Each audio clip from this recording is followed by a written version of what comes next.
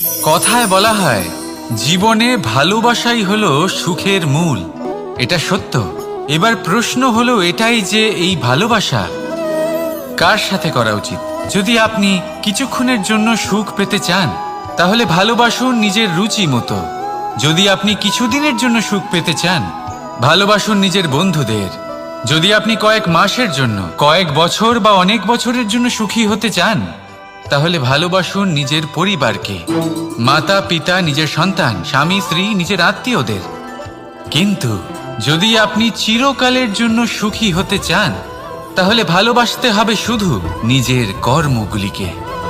কারণ সম্পর্ক যেমনই হোক না কেন কখনো না কখনো ভেঙে যাবেই। এই সংসার হলো এমনই যে যাদের সঙ্গ আমরা পাই তাদের সঙ্গ একদিন ত্যাগ করতে হয়। শুধু কর্মই হলো এমন এক সঙ্গ যা কখনো আপনাকে ত্যাগ করবে না।